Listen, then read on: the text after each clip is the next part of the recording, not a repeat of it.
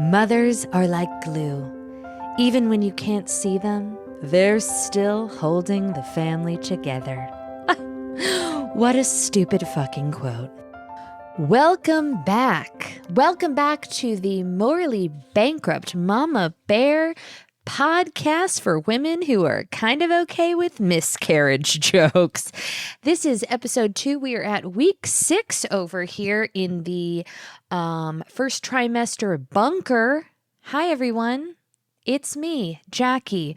Now, I decided to start this podcast series last week after finding out I was with child and really just needing some type of an outlet and creating something that I wish I had access to, because even though this is my second pregnancy, I straight up blocked out my first pregnancy, and I think I was so anxious the first go around that it's all a haze to me. And anything that I was being fed was just so doomsday-ish that if I had a podcast that I could listen to each week as just kind of a recalibration, clicking it back into high gear, I would have really appreciated that. So we're at week 6. Now, obviously, I am unable to discuss my pregnancy on my podcast, The Bitch Bible. I'm not able to be out with it. That's very, very difficult for me. Okay, true story.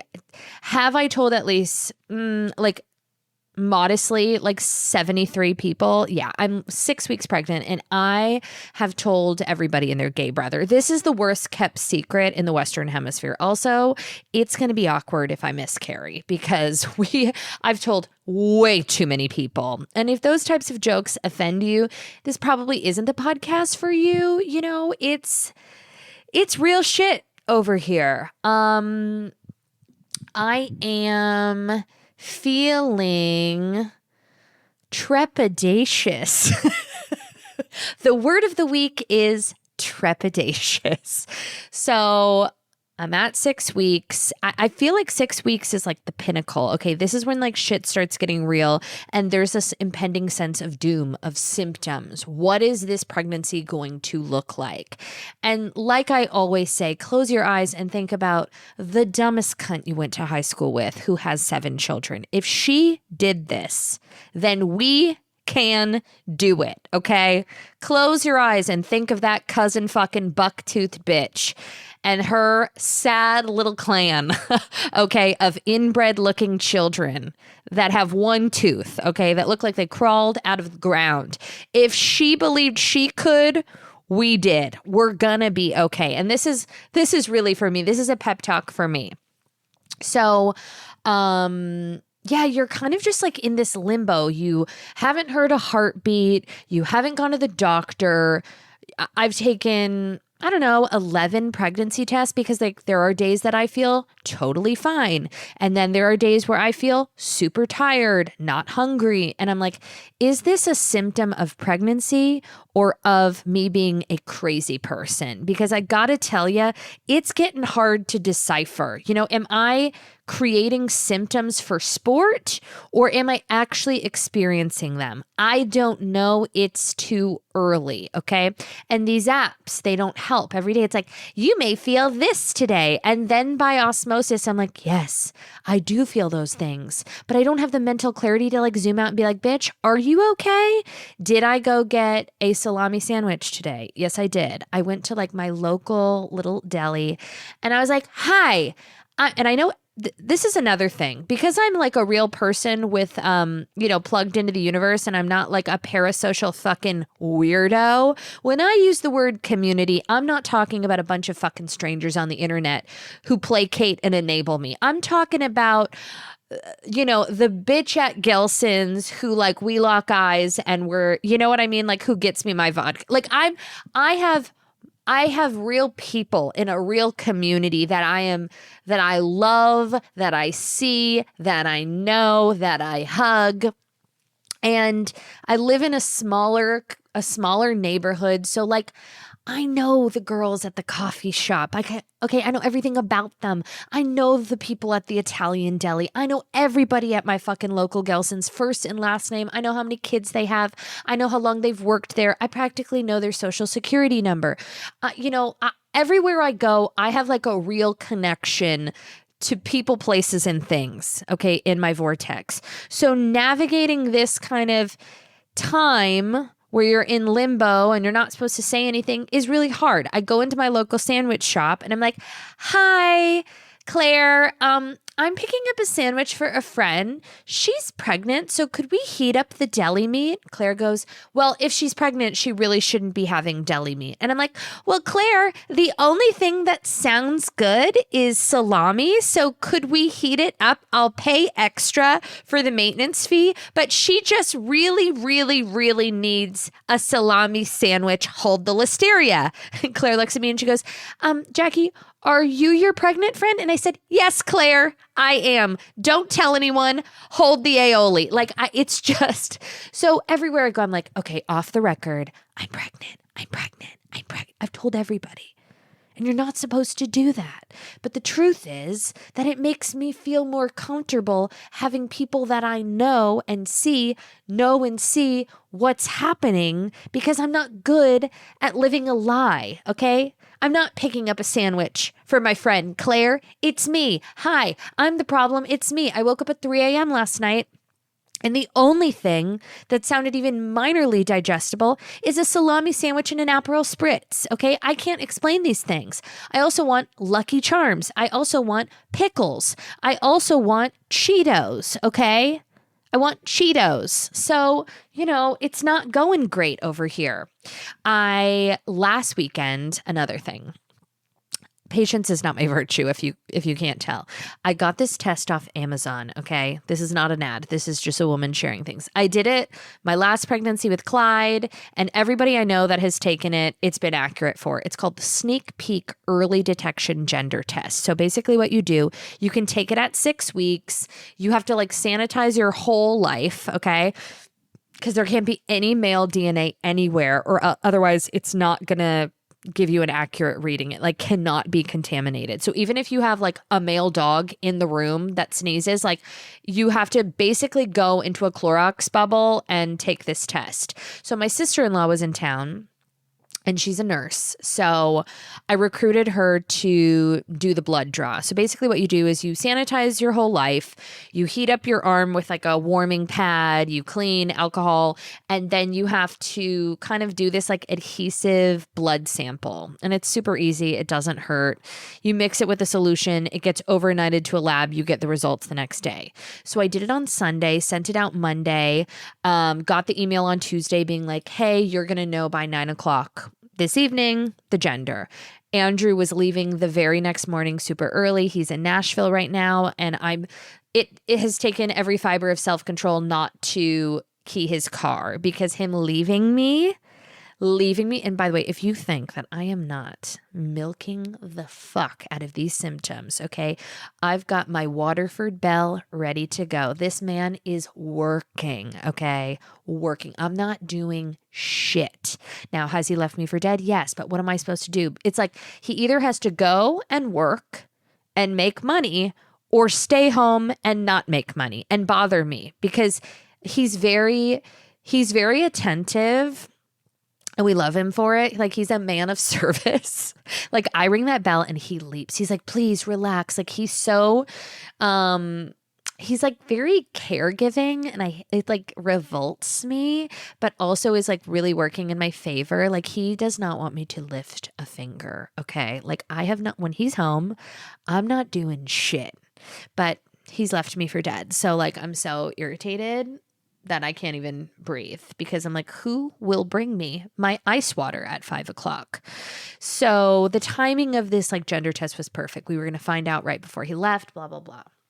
When I took the blood sample, okay, Andrew has always said that he thought that I was an alien. And if you saw what my blood sample looked like, you might agree with him.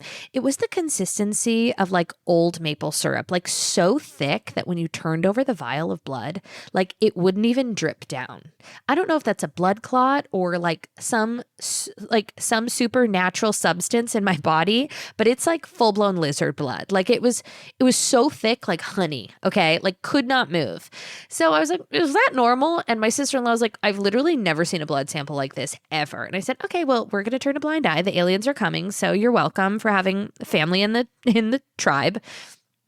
We send the thing out. I get an email shortly after, right before we're supposed to get the results, that says it's inconclusive. So now I'm spiraling. I'm like, is it inconclusive because I'm not pregnant, or is it inconclusive because I'm having twins? I said, Andrew, go on Amazon and get some fucking wire hangers because that's not happening. When I tell you, I mean, lovingly, if you're listening to this and you're having twins, like God bless you. Like you're so lucky, like what a blessing, but also would die. I can't, I'm having 2 children and then I'm getting my tits done. Okay. This is like, that's all folks. If there's 2 little fucking soul crushing fetuses in here, I will I live in a 1-story house. I don't even have stairs to throw myself down. I will call my grandma because, my dad is the living abortion baby. My grandma calls my father a miracle baby because he was a total mistake accident, and she did everything in her power to try to get rid of him. And she'll tell you about it pretty honestly and pretty proudly. She was eating papaya salads. She took a little brown pill from her neighbor Cookie. She was taking hot baths. She took up horseback riding, and she said that she would just like smash her body into a wall. Like she would just like run into a wall, stomach first. Mama bear vibes. Mama bear vibes. Is this offending you? Different podcast. Good luck, babe. Okay. Life's hard. I have been wanting to upgrade Andrew's wardrobe recently, but I didn't want to get him anything like too high maintenance. Some pants have too many rules. You don't spill on them. You can't sit too long. You don't pack them right. They don't move too much. A great pair of pants should be easier to live with than that. Luckily, I found the perfect solution to Andrew's pear-shaped wardrobe woes with Jack Archer. Okay, I bought him about 750 pairs of their Jet Setter Tech Pant. Instead of needing like different pants for work, travel, weekends, the Jet Setter Tech Pant is designed to do more with one pair. Okay, golf course, date night, airport. They're comfortable, they're breathable. If you have a pear-shaped husband, get on board. Flexible fabric. They're also wrinkle resistant, stain repellent, and machine washable. Done. Right now, Jack Archer is offering our listeners 15% off your first order with promo code GetJack. Go to jackarcher.com and use promo code GetJack for 15% off your first order and see why thousands of people have given the Jet Setter Tech Pant 5 stars. That's jackarcher.com, promo code GetJack for 15% off your first order. Jaggy Schimmel is never going for a full beat. Okay, that's just insane to me, especially during the summertime. We got to keep it easy, breezy, and effortless. Okay, with Jones Road Beauty's Miracle Balm. If you have not tried this, I mean, everybody has tried this and everybody raves about it, and it's for a reason. All you have to do is dip your phalanges in, okay? And you can use it as a highlighter, a bronzer, a blush, a lip tint, anything. I literally keep it at my center console, and when I need a little refresh, I dab it on the bridge of the nose, the cheekbones, and the lips, and I'm like glowing gorgeousness, okay?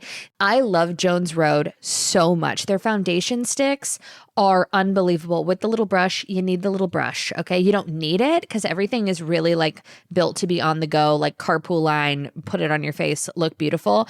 But this foundation stick is the only one that I will use. It also has like skin loving ingredients like ceramides. It's dermatologist tested. It's lightweight, easy to build, and it's got like hyaluronic sodium in it. It really is beautiful. It's not too dewy. It's not too matte. It just looks like skin. Modern day makeup that's clean, strategic, and multifunctional for effortless routines. For a limited time, our listeners are getting a free full-size mascara on their first purchase when they use code BitchBible at checkout. Just head to jonesroadbeauty.com and use code BitchBible at checkout. After you purchase, they will ask where you heard about them. Please support our show and tell them that I sent you. Anywho, so I just did the blood test solo again, and I will have results by tomorrow.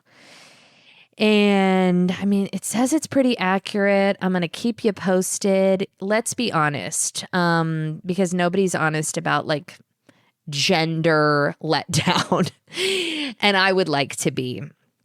Everyone's always afraid to say what they really want, because then if they don't get it, it impedes on their like picture perfect journey. But I'm going to keep it 100 with you per usual. Would I like a girl? Yeah, I would. I don't usually say it out loud, not because I want things to be a fairy tale, but the reason I don't say it out loud is because if it's not a girl, I don't want people to like feel sorry for me. That to me is the most uncomfortable feeling. Like I'm a very lucky person, and I would just hate to be like, oh, she must be so upset. Like I've lived a lot of life. I'm going to get over it. You know what I mean? But if I'm being perfectly honest, would I like one of each? Yes, of course. Now, my cousin Joanna and her pendulum, we'll just pause and let that digest. Her pendulum that is probably, from 14 karat and pave diamonds. She asked her pendulum, and the pendulum said that I'm having a girl. Carney Wilson from Wilson Phillips also told me 2.5 years ago that I had a female child spirit following me. So it's either Reagan from The Exorcist or an unborn daughter. She said that I'm having a girl. A psychic also told me when I was pregnant with Clyde that I would be having a boy, and in about 4 years from then, which would track mathematically, I will be having a daughter. So if you're a weird woo-woo girl, then maybe you would find solace in that. I don't know if I believe in that or anything. So I believe in science and, ultrasounds. So we're going to see what happens. But yeah, would I like a girl? Of course. And I think it's okay, especially in like these early days of pregnancy where so much is unknown and you're just trying to get to like the finish line of the first trimester so that you can start celebrating and being open and designing a nursery and buying clothes and all of those things that make it like a little bit more fun and distracting. I think it's okay to have like a preference of gender. That's like, why would we deny ourselves our truth? So yeah, would I like a girl? So much. But if I don't get one, like I'm gonna get over it and then I'm just gonna be the princess of the house. But here's another thing we don't want to talk about.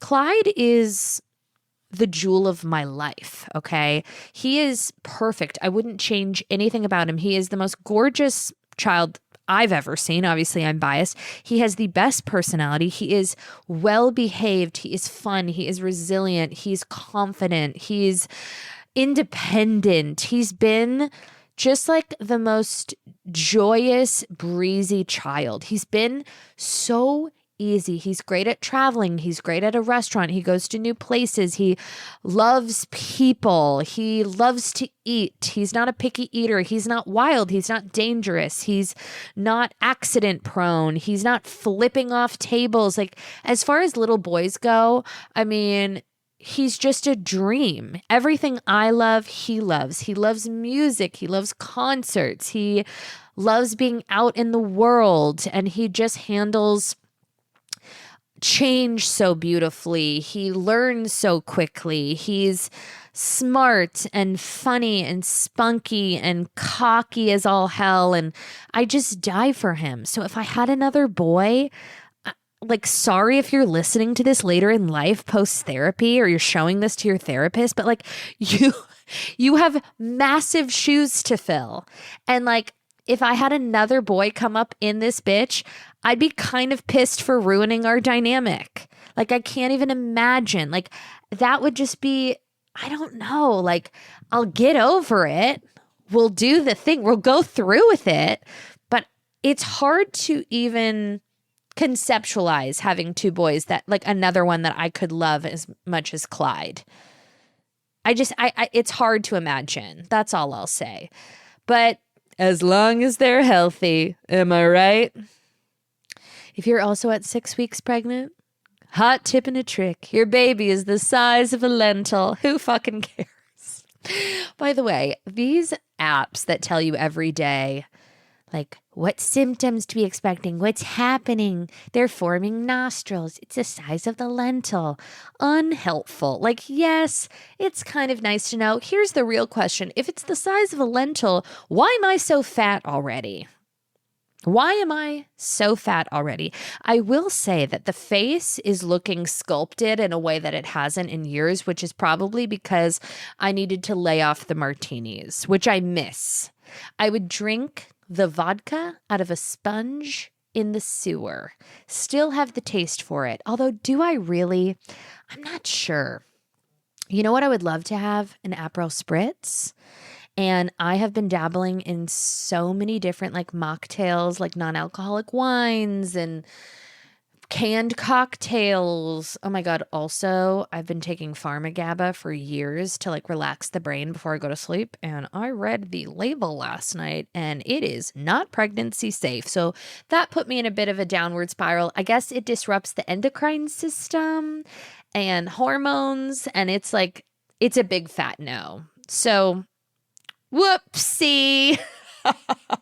And was I also having like adaptogenic drinks with magnesium, like Recess? And yes, I was up until last night, but we have kicked it into high gear and it's oppressive. The whole thing is oppressive. It's like, we're not going to run studies on anything and give you no real statistics or information. So just don't do anything ever for 9 months and enjoy your life. Another weird thing about pregnancy, like especially prevalent in the first trimester, is that even though like a lot of women, I won't say all women, but a huge portion of women go through this, each pregnancy is so different and it can be so isolating because you're going through it, even if you have a friend that's pregnant, okay, at the same time. Every experience is so different. And I feel like if you're not jumping for joy, thrilled, cradling your bump like in a gauzy sweater, okay, that it's very isolating. And it's just such a unique experience. I'm seeing it so differently this go around because I'm much less anxious. And I know that this will be the last time that I'm pregnant. So I'm trying to just like take it in stride and just get through the days. And I'm like, oh, no big deal. I only have 34 weeks left. I just have to get through this week and then the next week and then the next week. And I'm trying to just be very tunnel vision about it and just like, as the alcoholics say,